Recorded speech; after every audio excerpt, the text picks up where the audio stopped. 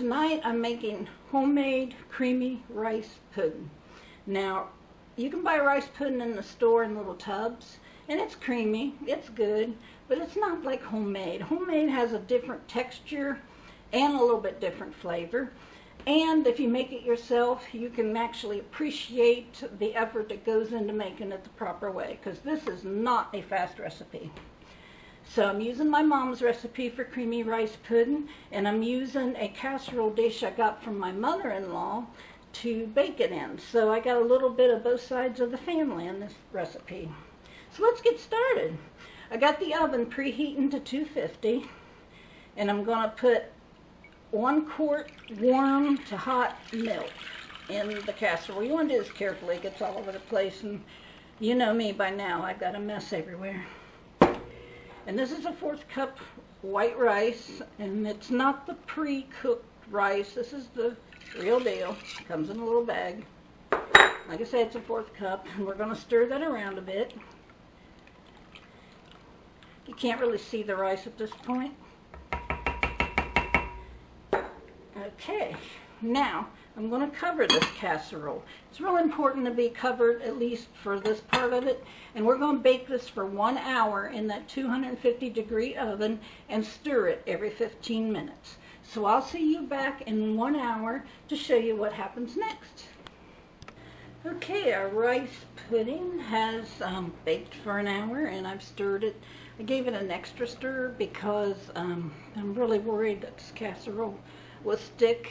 Anyway, let's see what we got here. Now, it's only mildly creamy because it takes a very long time when you're done it the old-fashioned way. But as you stir it, I wish you could see, I've got some creaminess there, and I can feel the rice. It is cooking, but it's not pudding yet. You can see it's still liquid. But we're not near done either. Alright, now, I've got to find my other ingredients. There they are. Stuck them all in one bowl to make it easier. To this, we are going to add a 1/4 cup sugar, a 1/4 teaspoon salt, an 1/8 teaspoon nutmeg, 1/4 cup raisins, and 3/4 teaspoon vanilla. You can leave the raisins out, however, Mom's recipe called for them, so I'm going to put them in just to stay true. Also, when you're doing recipes like this, sometimes things like raisins help absorb the moisture so that the pudding can form. The nutmeg will float on top. That's just how nutmeg does. And maybe some of the raisins. But the raisins will absorb some of that milk.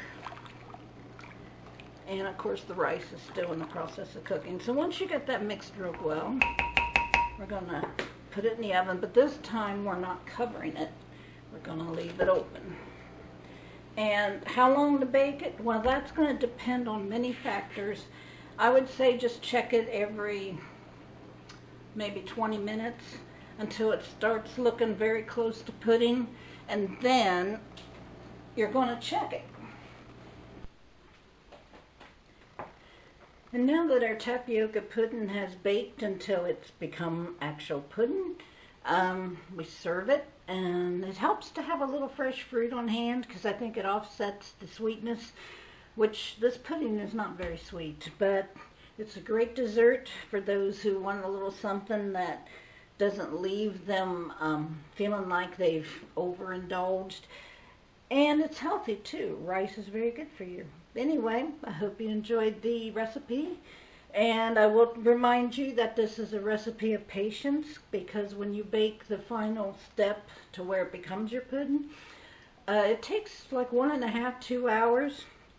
You might be able to do it in a crock pot. I have not tried it. But anyway, if you tried the recipe and you like it, let me know. Put something in the comments about it, or what you did to personalize it to make the recipe your own. Have a nice day, and I'll see you in the next video.